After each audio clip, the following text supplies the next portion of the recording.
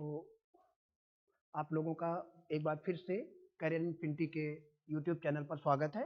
और बेटा हम लोग जो करंट इलेक्ट्रिसिटी के क्वेश्चंस कर रहे थे उसमें हमने पिछले वाले वीडियो में 1 से 16 तक आपको क्वेश्चन सॉल्व करा दिए हैं। ठीक है, टोटल इसमें हमारे 32 क्वेश्चन हैं, जिसमें से 16 के आगे जो 17th क्वेश्चन है वहां से हम लोग आगे कंटिन्यू करते हैं।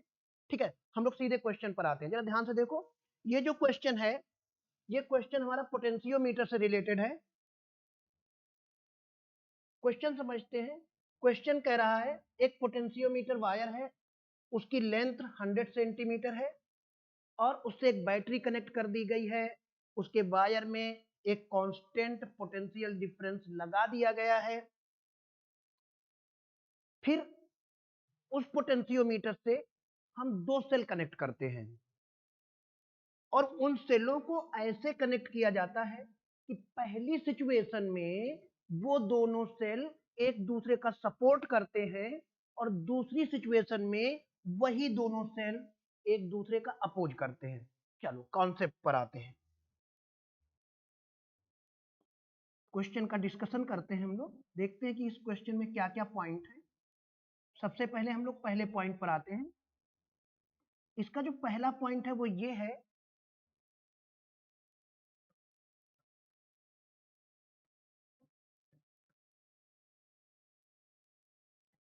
ये बेटा एक पोटेंशियोमीटर हो गया। इस पोटेंशियोमीटर से जब हम एक सेल को कनेक्ट करते हैं और उस सेल के लिए नल कंडीशन प्राप्त करते हैं, तो वो जो नल कंडीशन की सिचुएशन होती है वो हमारी आती है इक्वल टू के एल। इक्वल टू के एल, ये पोटेंशियोमीटर का बेसिक कॉन्सेप्ट है, इक्वल टू के एल। ठीक, तो सबसे पहला पॉइंट तो हमने ये समझ लिया कि भाई पोटेंशियोमीटर से अगर किसी सेल को कनेक्ट करते हैं तो ईएमएफ पोटेंशियोमीटर की हेल्प से कैसे मेजर किया जाता है। क्या इक्वेशन आती है, इक्वल टू के एल। एल हमारी नल पॉइंट की लेंथ है, के हमारा पोटेंशियल ग्रेडियंट है और ई ईएमएफ है उस सेल का जिसको हम मेजर करना चाहते हैं। अब सुनो, इस क्वेश्चन की क्या खास बात है, इस जहां पर हमने यहाँ एक सेल लिया है उस जगह पर हमें अब 2 सेल लेने हैं। 2 सेल लेने हैं और 2 अलग अलग सिचुएशन में लेने हैं। कैसे कह रहे हैं क्वेश्चन में कि पहले आप उन्हें सीरीज में ऐसे कनेक्ट करो कि दोनों एक दूसरे का सपोर्ट करें। अब सेल में सपोर्ट का क्या कंडीशन बना भाई, एक सेल ये हो गया, एक दूसरा सेल ये हो गया। अब अगर दोनों सेल के ईएमएफ एक ही डायरेक्शन में हुए तो ये हो गया कि दोनों सेल एक दूसरे का सपोर्ट कर रहे हैं करंट को बहाने में। और अगर हमने इनको ऐसे कनेक्ट किया कि एक का ईएमएफ मान लो यहां पर राइट टू लेफ्ट है और दूसरे का ईएमएफ लेफ्ट टू राइट, एक दूसरे के अपोजिट है, तो ये अपोज कर रहे हैं। इसमें दोनों सेल एक दूसरे का सपोर्ट कर रहे हैं और इसमें दोनों सेल एक दूसरे का अपोज कर रहे हैं। अगर इस कॉम्बिनेशन को, पूरे कॉम्बिनेशन को हम एक साथ देखें तो इनका जो ई नेट आया वो हमारा आया E1 प्लस E2। और बेटा इनकी बात करें और इनके लिए ई नेट निकालें तो ये हमारा आया E1 माइनस E2।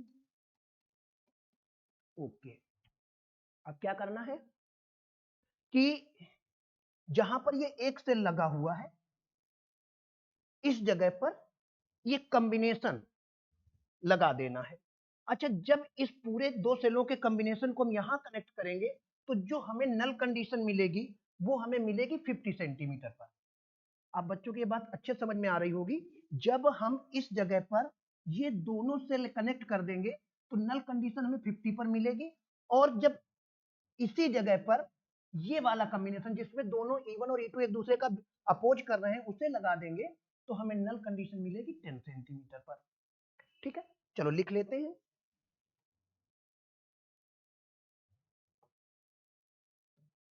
देखो बेटा, जब दोनों सेल एक दूसरे का सपोर्ट कर रहे हैं उस सिचुएशन में E1 प्लस E2 आएगा KL1, और जब ये अपोज कर रहे हैं तो E1 माइनस E2 आएगा KL2। डिवाइड कर दो, फर्स्ट से सेकंड को डिवाइड कर दो, पूरी equation E1 plus E2 divided by E1 minus E2 KL1 divided by KL2, ये cancel. E1 plus E2 divided by E1 minus E2। देखो बेटा, L1 हमको 50 दे रखा है, L2 हमको 10 दे रखा है, सिंपल क्रॉस मल्टीप्लाई कर दो। E1 plus E2 equal to 5E1 minus 5। E2 left side ले आओ, देखो सीधे कर लेते हैं E2, और ये माइनस 5E2 है ना, जब ये इधर आएगा तो प्लस हो जाएगा 6E2, that is equal to 5E1, और ये E1 इधर जाएगा तो माइनस हो जाएगा 4E1, 6/4 that is equal to E1 by E2, ये 3 हो गया, 2 हो गया, और हमारा रेशियो आ गया E1 is to E2 that is equal to 3:2। ठीक है, तो सिंपल सी कैलकुलेशन है ये। चलो नेक्स्ट 18, ये क्वेश्चन भी हमारा पोटेंशियोमीटर से रिलेटेड है। ठीक है, पहले क्वेश्चन को समझते हैं कि क्वेश्चन कह क्या रहा है, क्या कह रहा है। देखो, जो पोटेंशियोमीटर वायर है ये यहाँ से A से लेकर B तक, ये हमारा पोटेंशियोमीटर वायर है, और इस पोटेंशियोमीटर वायर से एक सेल कनेक्टेड है जिसका EMF V0 है। ठीक है, ये जो पूरा वायर है A से B तक, इसका रेजिस्टेंस R0 है। यहाँ लिख लेते हैं RAB।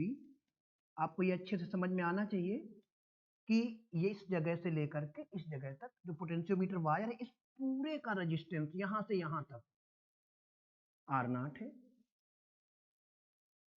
अच्छा, फिर क्या कह रहे हैं क्वेश्चन में, कह रहे हैं कि जो स्लाइडिंग कॉन्टेक्ट ये जो बना हुआ है ना, ये स्लाइडिंग कॉन्टेक्ट है। सी, ये हमारा 1/4 लेंथ पर है। बहुत ध्यान से समझो, ये जो लेंथ है, ये लेंथ हमारी 1/4 है। देखो बेटा, हमने पढ़ रखा है resistance equal to rho L by A. ठीक है, किसी वायर के लिए रो कांस्टेंट, और पोटेंशियोमीटर में यूनिफॉर्म थिकनेस का वायर लेते हैं तो ए भी कांस्टेंट, तो रेजिस्टेंस प्रोपोर्शनल हो गया लेंथ के। अब समझो, देखो ये 1/4 लेंथ है, तो रेजिस्टेंस भी पूरे रेजिस्टेंस का 1/4 हो जाएगा R0/4। और बेटा, जब पूरे R0 में से R0/4 माइनस करोगे तो यहां से यहां तक का रेजिस्टेंस 3R0/4 हो जाएगा।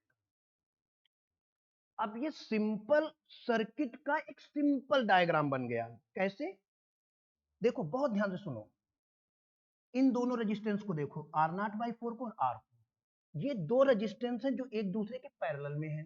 ठीक है, और जो आएगा उसके साथ 3R0/4 हमारा सीरीज में होगा। तो सबसे पहले तो एक काम करते हैं, ए से लेके बी तक का नेट रेजिस्टेंस निकालते हैं। ठीक है, एक बार फिर से स्टेप समझ लो। देखो, इस जगह से इस जगह तक का जो रेजिस्टेंस है, इसको R डैश कह दो। इतने में हमारे दो रेजिस्टेंस है R0/4 और R, ये पैरेलली कनेक्टेड है। इनका नेट रेजिस्टेंस निकालते हैं। फार्मूला होता है R1R2 upon R1 plus R2, R0 divided by R0 plus 4R। ठीक है बेटा, ये रेजिस्टेंस हमारा इतना आ गया। जो आया है ना हमारा, उसके साथ ये वाला सीरीज में है। तो जब नेट रेजिस्टेंस निकालेंगे R नेट तो देखो बेटे, ये जो आया है जिसको हम आर डैश कह रहे हैं वो, और जो ये है ये सीरीज में है। चलो कैलकुलेशन कर ली जाती है। R naught divided by R naught plus 4r plus 3r0/4। LCM ले लो 4, कैलकुलेशन बहुत आराम से करनी है। r0 प्लस 4r, देखो इस 4 का इधर मल्टीप्लाई करते हैं, 4r प्लस 3r0 ब्रैकेट में r0 प्लस 4r। देखो बेटा, ये जो r0 है ये दोनों जगह पर कॉमन है, कॉमन ले लो। क्या बचा? 4r प्लस इस 3 का r0 में मल्टीप्लाई करो, 3r0 प्लस इस 3 का 4r में मल्टीप्लाई करो, 12r।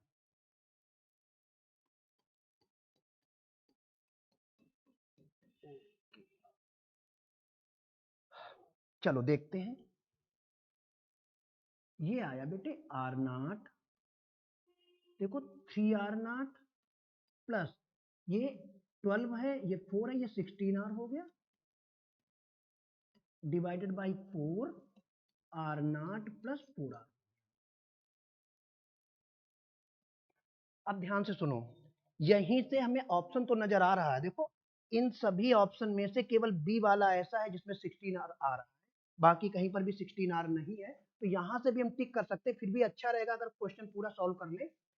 देखो बेटा, अब जो करंट बहेगी सेल से वो नेट रेजिस्टेंस के अकॉर्डिंग बहेगी। तुम्हारा आई आएगा यहां से, I equal to net EMF upon net resistance r0 3r0 plus 16r divided by 4 r0 plus 4r। अब सुनो, हमसे क्या कह रहे हैं? कह रहे हैं इसके अक्रॉस कितना वोल्टेज ड्रॉप होगा। बेटा इसके अक्रॉस अगर वोल्टेज ड्रॉप हम V ले लें, बहुत ध्यान से सुनना, तो पैरेलल में वोल्टेज सेम रहता है, इसके क्रॉस भी वोल्टेज ड्रॉप V होगा, तो कॉम्बिनेशन के क्रॉस भी, ये जो येलो येलो कलर से हमने ये कर्व बना दिया है, इसके क्रॉस भी वोल्टेज ड्रॉप V ही होगा। तो वो हमारा जाएगा V इक्वल टू आई, और इसका नेट रेजिस्टेंस कितना? R dash. I R dash की वैल्यू रख लो, V0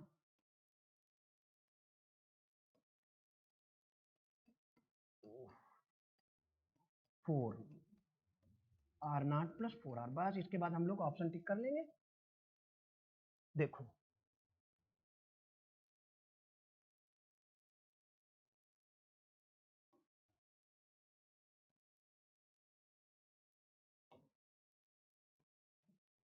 ये हम लोगों ने आई की वैल्यू रखी, आर डैश की वैल्यू कितनी है इधर रखते हैं आप। ये आर डैश की वैल्यू आएगी हमारी R naught divided by r0 plus 4r। Okay बेटा, बस हो गया क्वेश्चन। देखो ये कैंसिल हमारा पूरा, ये कैंसिल, 4 ऊपर चला जाएगा और अपान में जो होगा 16r होगा, तो हमारा ऑप्शन बना बी। ठीक है बेटा, अब थोड़ी सी तो कैलकुलेशन है इस क्वेश्चन में। नेक्स्ट देखते हैं। देखो ये बहुत थ्योरेटिकल क्वेश्चन है। व्हीट स्टोन ब्रिज की ये खासियत है कि उसकी सेंसिटिविटी तब अच्छी होती है जब रेजिस्टेंस के ऑर्डर सेम हो, मतलब जिस ऑर्डर का P हो उसी ऑर्डर का Q हो। ठीक है, ऑर्डर सेम होने चाहिए, और इसके साथ ही साथ दोनों रेजिस्टेंस ऑलमोस्ट इक्वल भी होने चाहिए। ये व्हीट स्टोन ब्रिज की जो सेंसिटिविटी के लिए जो कंडीशन है वो है। तो इसका सीधा ऑप्शन हो जाएगा बी, कि सॉरी ये नहीं जाएगा, इक्वल होने चाहिए, should be approximately equal and small, should be approximately equal and small. ठीक है, ये ऑप्शन हुआ हमारा। नेक्स्ट क्वेश्चन देखते हैं। अच्छा, ये भी पोटेंशियोमीटर का सिंपल सा कॉन्सेप्ट है।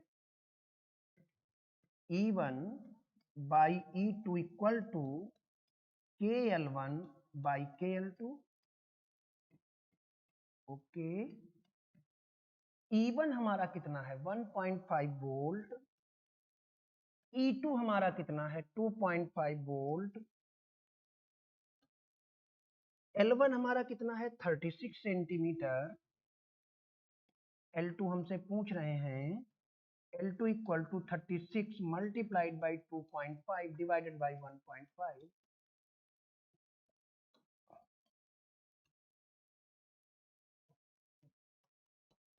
12 इंटू 5, ये 60 सेंटीमीटर आ गया। ठीक है, तो आसान सा क्वेश्चन था ये हमारा। नेक्स्ट,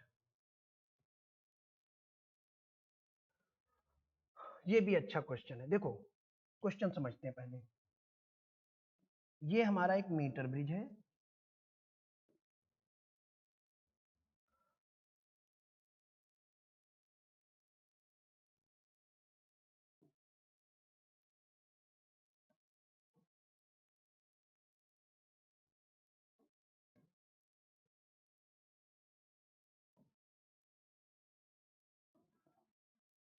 इस मीटर ब्रिज के लेफ्ट में करें a resistance wire is connected in the left gap of a metre bridge, लगा देते हैं लेफ्ट गैप में एक वायर लगा देते हैं। ठीक है, लगा दिया हमने, एक वायर लगा दिया। ठीक है, और राइट साइड में जो रेजिस्टेंस लगाते हैं इसको बैलेंस करने के लिए, वो रेजिस्टेंस हमारा 10 ओम है। बेटा बहुत ध्यान से सुनो, ये ओम लिखा है, 10 ओम है। लेफ्ट साइड में एक वायर लगाया है और राइट साइड में एक रेजिस्टेंस कनेक्ट किया जो 10 ओम का है। ठीक है, अब यहाँ पर हमारा ये मीटर ब्रिज वायर है। जब हम गैल्वेनोमीटर को कनेक्ट करते हैं यहाँ पर ऐसे करके, तो जो नल कंडीशन मिलती है हमें, उसमें इधर जो लेंथ है मीटर वायर की, उसका रेशियो 3:2 है। तो ऐसा करते रेशियो x ले लेते, तो ये 3x हो गया, ये हमारा 2x हो गया। ठीक, अब हम एक काम करते हैं, सबसे पहले तो ये रेजिस्टेंस फाइंड आउट करते हैं कि ये रेजिस्टेंस कितना है। इसको R0 लिख लें। नल कंडीशन में क्या बनेगा हमारा बेटा, हमारा बनेगा R0 upon 3x equal to 10/2x। Okay, solve कर लिया ये। R0 हमारा आ गया 15। अब सुनो, इस क्वेश्चन में यहां तक तो बहुत इजी है। इस क्वेश्चन में इसके बाद में जो है ना वो मेन है। देखो कह रहे हैं कि आपने जो ये रेजिस्टेंस वायर लिया है ना, if the length of the resistance wire is 1.5 metre, मतलब ये जो वायर आपने लेफ्ट गैप में लगाया है उसकी लेंथ 1.5 मीटर है। ठीक, देखो कैसे सॉल्व करते हैं हम लोग। कहेंगे कहेंगे कि इसका रेजिस्टेंस कितना है 15 ओम, मतलब 15 ओम रेजिस्टेंस है उस वायर का जिसकी लेंथ 1.5 मीटर है। इस वायर के 1 ओम का रेजिस्टेंस कितना होगा, तो सीधे डिवाइड कर देंगे 1.5 डिवाइडेड बाई 15, ये बना 1/10, 1 इंटू 10⁻⁻1। कौन सा हुआ, ये वाला ए। ठीक है, क्वेश्चन हो गया हम लोगों का, आगे बढ़ते हैं।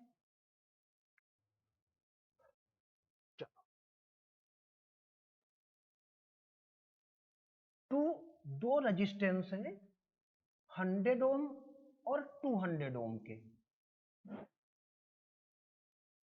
दोनों हमारे पैरेलल में कनेक्टेड हैं। ये 100 ओम, ये हमारा 200 ओम। अच्छी बात है,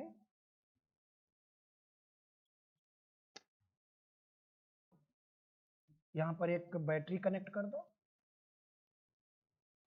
क्या कह रहे हैं हमसे, कह रहे हैं the ratio of thermal energy developed in 100 ohm and 200 ओम, मतलब इसमें जो थर्मल एनर्जी डेवलप हुई है और इसमें जो थर्मल एनर्जी डेवलप हुई है, दोनों का हमें रेशियो निकालना है। देखो बेटा, जो ये थर्मल एनर्जी यानी हीट जो जनरेट होती है उसका फार्मूला होता है, दो होते हैं, एक तो आई स्क्वायर आर टी वाला होता है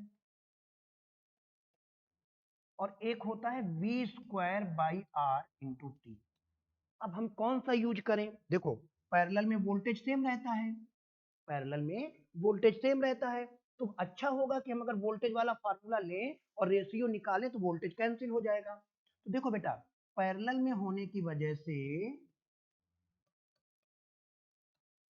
V तो सेम हो गया।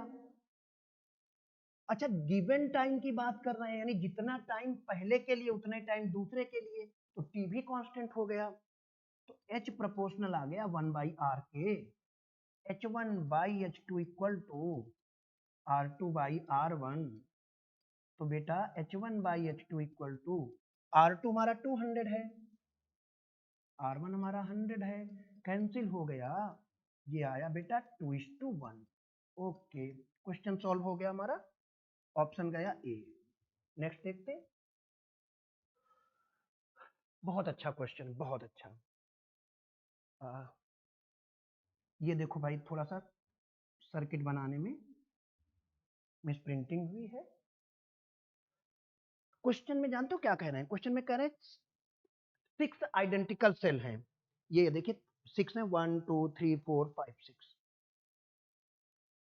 आपसे क्वेश्चन में कहा जा रहा है कि जो सर्किट में पावर डेवलप होगी ना, पावर वो निकालनी है, और कब निकालनी है?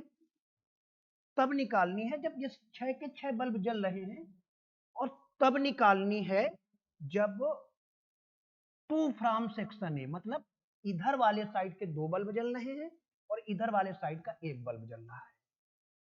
इस क्वेश्चन को जो सॉल्व करने का तरीका है वो ये है, देखिए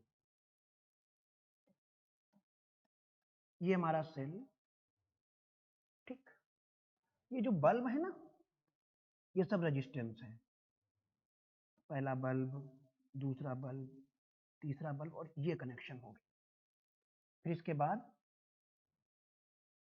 फिर 3 बल्ब, ओके, और ये देखो ऐसे R R R R R और आर। बेटा ये तीनों पैरेलल R/3, ये तीनों पैरेलल R/3, और वो दोनों सीरीज में, वो दोनों सीरीज में कौन कौन से? देखो इन दोनों का मिला के R/3। इस सर्किट को अगर देखें तो हमारा ये टोटल मिला के R/3 और ये टोटल मिला के R/3, और वो दोनों सीरीज में, तो नेट रेजिस्टेंस कितना हुआ?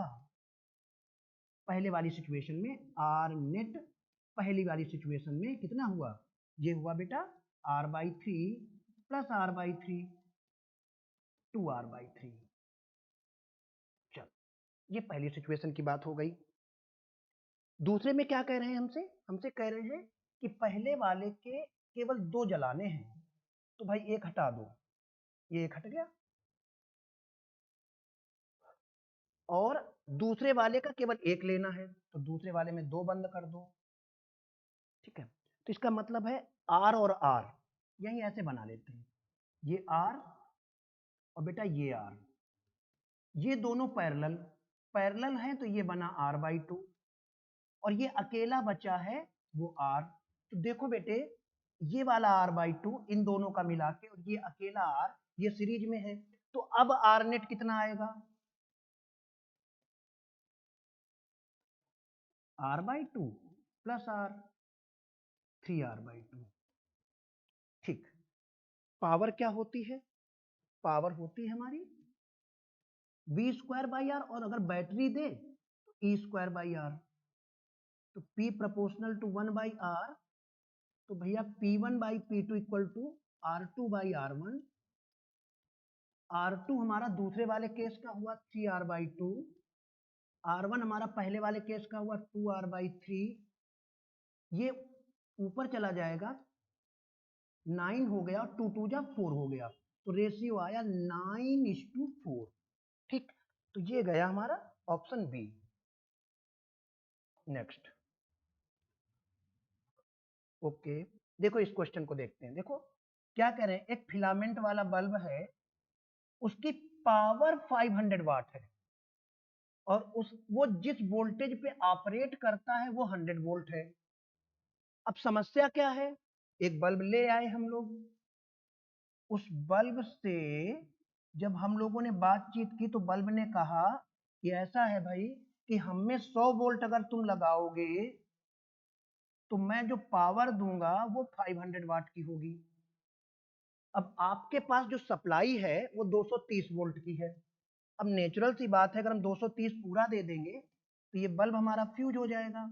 तो फ्यूज होने से बचाने के लिए हम इस बल्ब के सीरीज में एक रेजिस्टेंस लगा देते हैं ऐसे।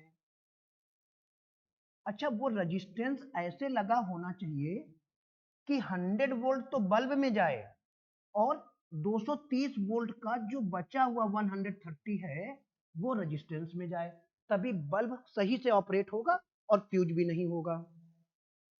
तो हमें ये रेजिस्टेंस फाइंड आउट करना है कितना होगा। देखो सबसे पहला काम कि बल्ब को 100 वोल्ट मिल रहा है और बल्ब की जो पावर है वो 500 वाट है। यहां से हम करंट निकाल लेते हैं। कौन सा फार्मूला लगाएंगे, power equal to voltage into current, 500 equal to 100 into I, और यहां से बेटा आई हमारा 5 एम्पियर। सुनो, जितनी करंट बल्ब में जाएगी उतनी ही करंट रेजिस्टेंस में भी जाएगी। क्यों, क्योंकि रेजिस्टेंस बल्ब के साथ सीरीज में है। तो इसका मतलब ये हुआ, इस वाले रेजिस्टेंस के लिए अगर हम ओम्स लॉ लगा दें V equal to I R, तो V हमारा 130 हो गया और I हमने बल्ब वाले से निकाल ली 5 एम्पियर, R हमें पता लग जाएगा। R आ गया 130 अपॉन 5, 26 ओम। ठीक है, नेक्स्ट क्वेश्चन देखते हैं। ओके, ये क्वेश्चन पहले एक चीज समझो अच्छे से। देखो कह रहे हैं क्वेश्चन में कि the charge flowing through a resistance capital R varies with time T as Q equal to 80 minus B T square. अब हमें Q दे रखा है और जब भी हम लोग हीट की बात करते हैं और हीट के फार्मूले पर आते हैं तो हीट का फार्मूला हमें नजर आता है H equal to I square R T, ठीक है, या B square by R T. ये कहां सेलेक्ट हो, ओहो,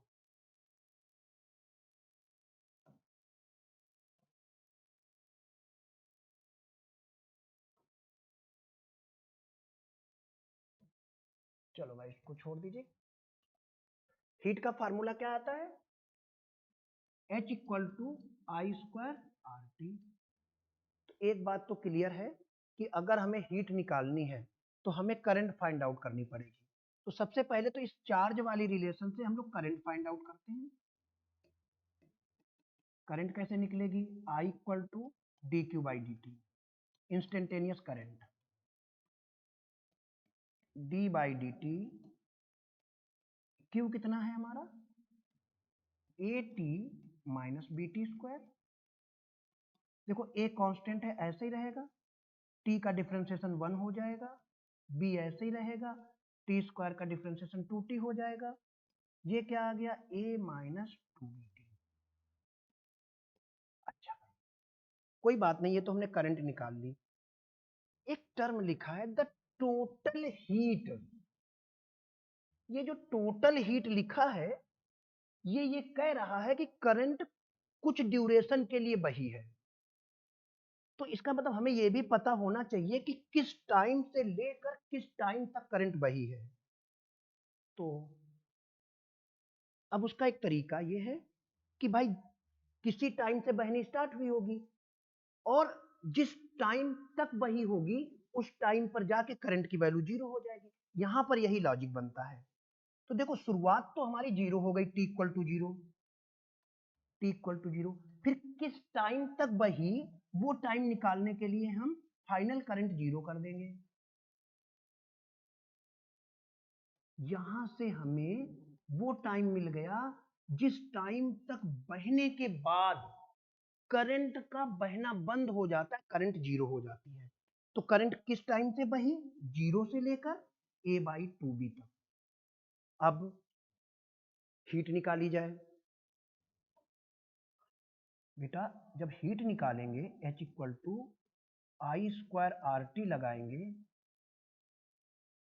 तो एक समस्या आएगी। वो समस्या क्या होगी? देखो भाई, जो करंट है हमारी I, इस वाले रिलेशन को समझो, ये तो टाइम के साथ साथ वैरी कर रही है। अलग अलग टाइम पर हीट का अलग अलग अमाउंट प्रोड्यूस होगा। तो ऐसी प्रॉब्लम को सॉल्व करते समय हम छोटे इंटरवल की बात करते हैं। तो टाइम छोटा कर लो, dt। थोड़े टाइम की बात कर ली, थोड़े टाइम में हीट भी थोड़ी सी बहेगी, dH। अब हम I रख लेते हैं, ये वाली वैल्यू a-2bt का होल स्क्वायर RDT। तो बेटा ये करंट जो सॉरी, ये जो हीट प्रोड्यूस हुई है ये थोड़े ड्यूरेशन के लिए प्रोड्यूस हुई है, लेकिन हमसे टोटल हीट की बात कर रहे हैं। ये लॉजिक सब बच्चों को पता होता है कि अगर हमें डिफरेंशियल एलिमेंट मिल गया है करंट का, हीट का, वर्क का, किसी का भी, तो net work, net heat, net charge कुछ भी निकालना है, हम उसका इंटीग्रेशन कर देते हैं। नेट हीट प्रोड्यूस्ड, ये जो नेट हीट प्रोड्यूस्ड है ये होगी हमारी H= इसका integration.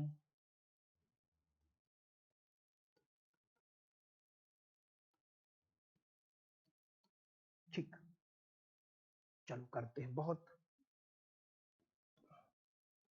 a² 4b² minus 4abt इसका इंटीग्रेशन RDT। और लिमिट कहां से कहां जाएगी? लिमिट जाएगी जीरो से लेकर के a/2b तक, a/2b तक। अच्छा बेटा, अब भाई इसके लिए थोड़ी सी जगह चाहिए और मैं पेज नहीं पलटना चाह रहा हूं, तो एक काम करते हैं,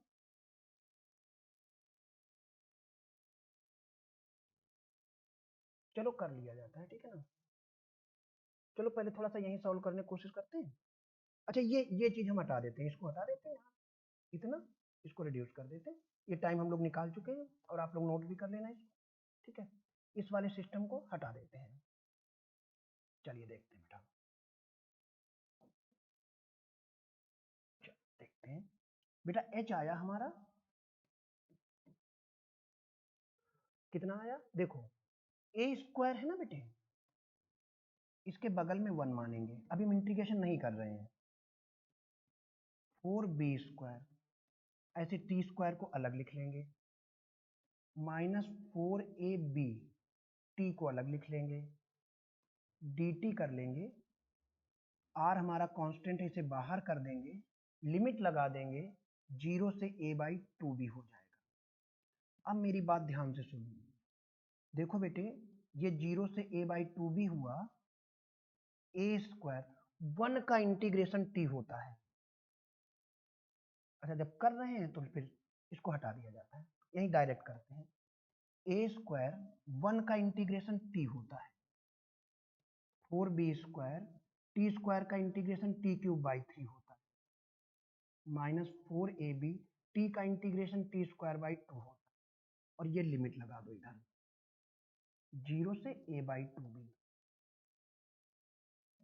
r, ठीक है। देखो a²t plus 4/3 b²t³ minus 2ab t², 0 से a/2b।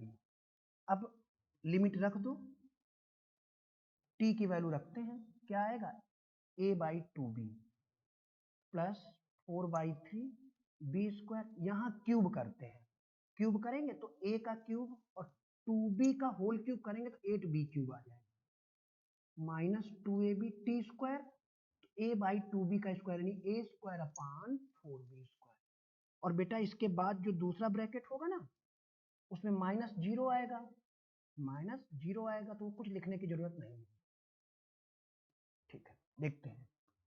r a cube by 2b minus plus, देखो ये हमारा 2 बार कैंसिल हो गया, ऊपर a क्यूब आया, नीचे हमारा 3 2 जा 6, 6b आ गया, b स्क्वायर से b क्यूब काटेंगे b आ जाएगा, माइनस, देखो बेटा a का a स्क्वायर से मल्टीप्लाई करेंगे a क्यूब आ जाएगा, 2 से 4 कैंसिल होगा 2 आएगा, b से b स्क्वायर कैंसिल हो जाएगा तो b बचेगा, तो ये आया a क्यूब बाई 2b, ये कैंसिल हो गया और ये हमारा टोटल मिला के आया बेटा a cube r upon 6b।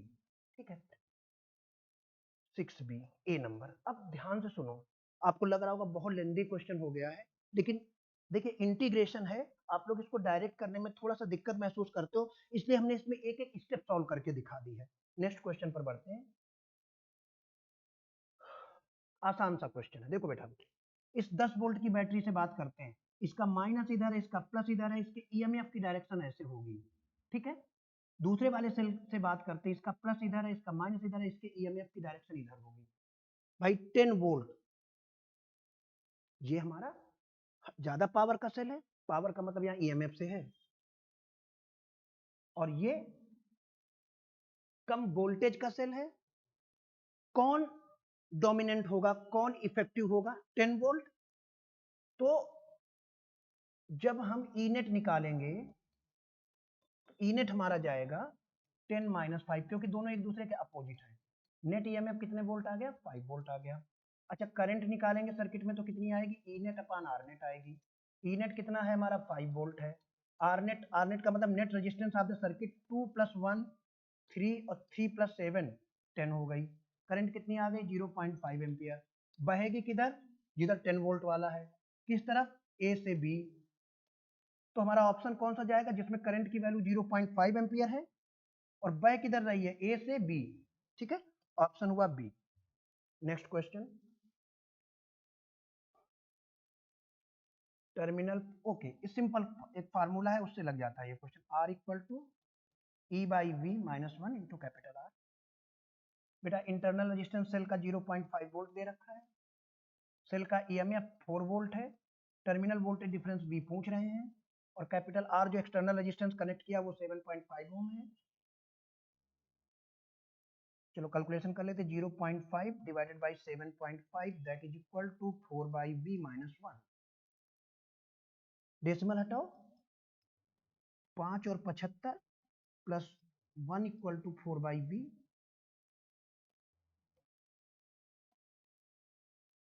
4 by B equal to, इधर जब सॉल्व करेंगे तो 16/15 आ जाएगा, v निकालेंगे 15/4 आ जाएगा, और इसकी वैल्यू आ गई 3.75 वोल्ट। ठीक है ना, ये कैलकुलेशन है, आसानी से हो जाएगी। बी। नेक्स्ट क्वेश्चन देखते हैं।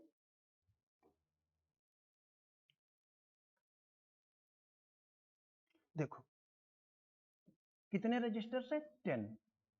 सबका रेजिस्टेंस कितना है? आर। एक बैटरी से पहले हम 10 रेजिस्टेंस को सीरीज में कनेक्ट करते हैं। तो भैया 10 रेजिस्टेंस को जब सीरीज में कनेक्ट करेंगे तो उनका नेट रेजिस्टेंस कितना आ जाएगा? 10 आ रहा है, 10 आ रहा है। ठीक है, अच्छा, इसके बाद इन्हीं को हम उसी बैटरी से पैरेलल में कनेक्ट करते हैं, और बेटा जब इनको पैरेलल में कनेक्ट करेंगे तो इनका नेट रेजिस्टेंस R/10 आ जाएगा।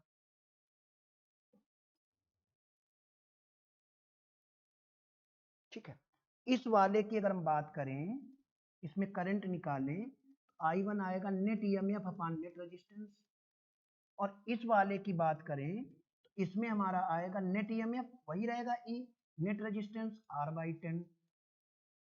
ये ऊपर चला गया 10E/R। जरा क्वेश्चन देखो क्या कह रहा है, क्वेश्चन कह रहा है जब इन्हें हम पैरेलल में कनेक्ट करते हैं तो करंट हमारी n टाइम्स इंक्रीज हो जाती है, मतलब I2 जो है वो I1 की n टाइम्स हो जाती है। चलो देखते हैं, 10E/R equal to n times E/10R। Cross multiply करोगे n की वैल्यू हमारी 100 आ गई, ठीक है। Then the value of n is 100, option B. Next question देखते हैं, ये एनसीईआरटी बुक में गिवन है क्वेश्चन, वही है पूरा, ठीक है। देखते हैं बेटा, देखो इस क्वेश्चन को जिसमें इक्विवेलेंट सर्किट निकालना हो और लेडर टाइप की बनी हुई हो, उस क्वेश्चन को सॉल्व करने का एक सिंपल सा तरीका होता है कि हम सर्किट को उस पॉइंट से ब्रेक करें जहां से वो दोबारा रिपीट कर रहा हो। देखो ध्यान से, जैसे हम यहां तक छिपा लें, देखो इधर से नजर डालो जरा, यहां से क्या दिख रहा है, एक ये टर्मिनल, एक ये टर्मिनल, एक ये रेजिस्टेंस, एक ये रेजिस्टेंस और एक ये रेजिस्टेंस। अच्छा, अगर हम यहाँ के इसको ऐसे इतना ये पूरा इतना भूल जाए, छिपा लें और फिर इसके बाद में नजर डालें अपनी ऐसे करके, तो हम फिर कहेंगे फिर हमें वैसे ही दिख रहा 1 ओम 1 ओम 1 ओम।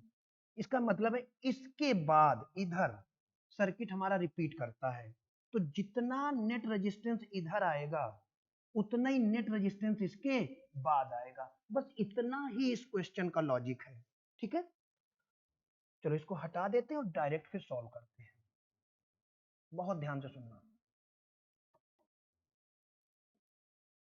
ये जो टर्मिनल ए और बी ले लो और इसके अक्रॉस इक्विवेलेंट रेजिस्टेंस आर ले लो और इसके बाद में भी इक्विवेलेंट रेजिस्टेंस आर, ठीक। देखते हैं बेटा क्या बना हमारा, ये 1 ओम, नीचे भी 1 ओम, ये भी 1 ओम, और अगर इधर आर तो इसके बाद वाला भी आर। बस यहीं पर क्वेश्चन सॉल्व हो गया हमारा। क्या आएगा, R इक्वल टू, देखो ये दोनों पैरेलल हैं, इनका बना R इंटू 1/R+1। ये इस जो ये आएगा उसके साथ ये 1 और 1 सीरीज में होंगे, 1 + 1 + दिस 2 + R/R+1। चलो क्रॉस मल्टीप्लाई करो फटाफट, एक बार एलसीएम ले लो फिर उसके बाद सॉल्व करते हैं। R equal to 2R+2 + R divided by R+1। चलो cross multiply, R² + R equal to 2R + 2 + R, ये cancel, R² - 2R - 2 equal to 0। अब धराचार्जी मेथड लगा दो, धराचार्जी मेथड पहले एक बार लिख लेते हैं, बहुत से बच्चों को दिक्कत हो जाएगी नहीं तो। AR² + BR + C equal to 0, A equal to 1, B equal to -2, C equal to -2, यहाँ से R निकालेंगे तो -B + -B² -4AC upon 2A। तो R इक्वल टू आया 2 ± देखो ये 12 हो जाएगा अपॉन 2, 2 ± 2√3 अपॉन 2, रेजिस्टेंस हमेशा पॉजिटिव होता है, 2 + 2√3 अपॉन 2, सब मिला के R इक्वल टू आ गया 1 + √3। तो कौन सा ऑप्शन गया हमारा, ये गया डी वाला। चलिए नेक्स्ट क्वेश्चन देखते हैं,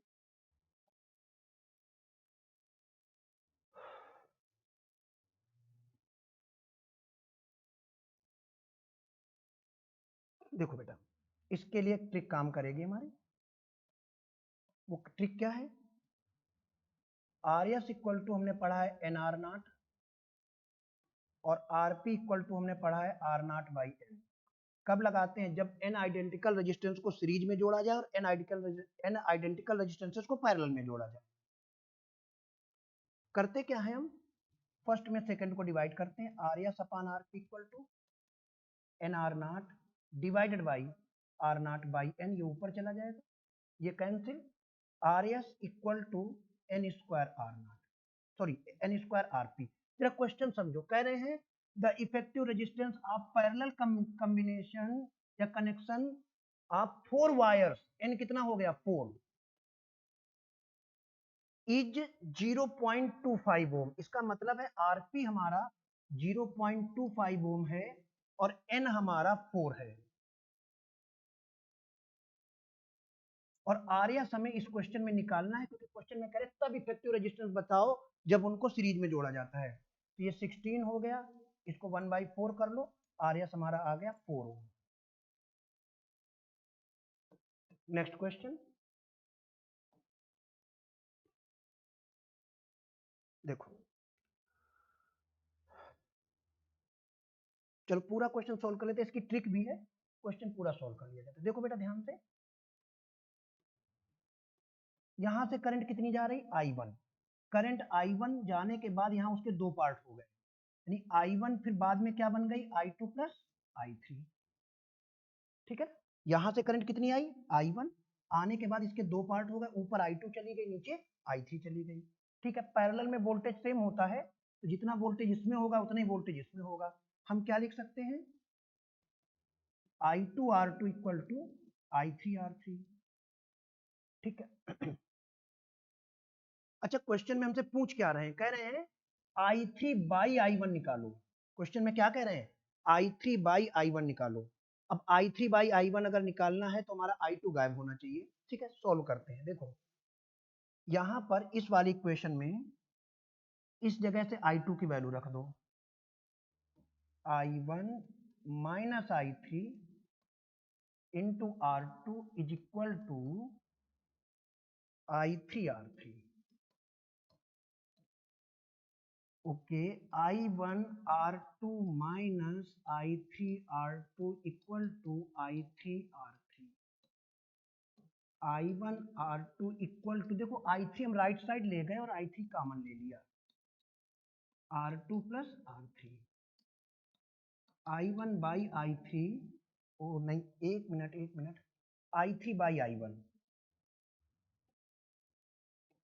I3 बाई I1, तो ऐसे लिखो R2 upon R2 plus R3 equal to I3 by I1। तो भैया कौन सा ऑप्शन हो गया हम लोगों का, ये गया R2 अपान, ओके सी वाला, R2 upon R2 plus R3। और ये हमारा आज का लास्ट क्वेश्चन।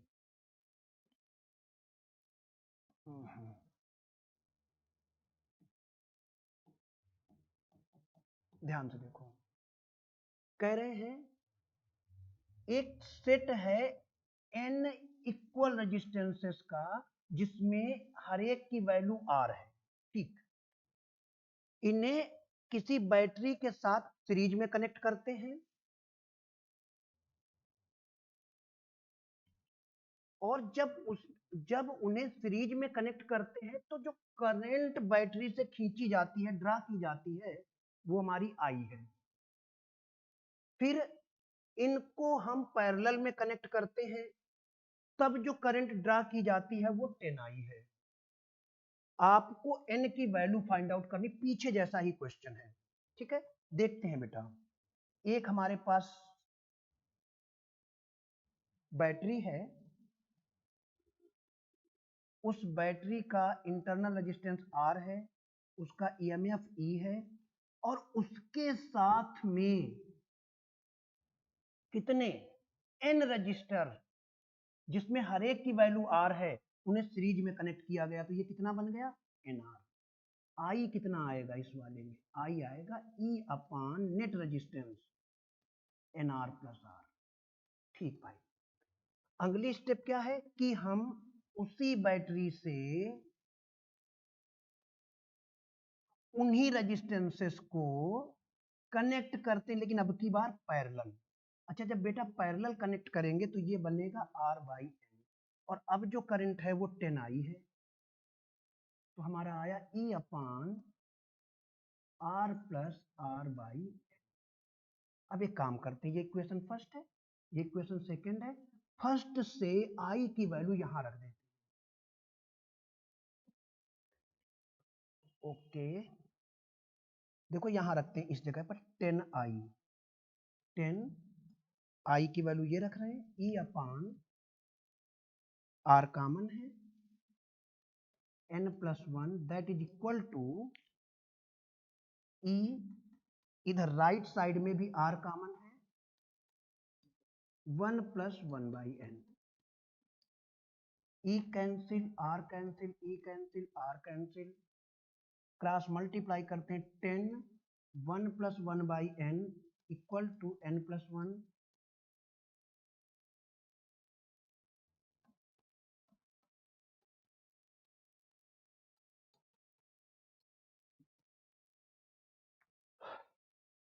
कि भाई n प्लस वन पूरा कैंसिल, 10 इक्वल टू n आ गया, यानी n इक्वल टू हमारा 10 आ गया।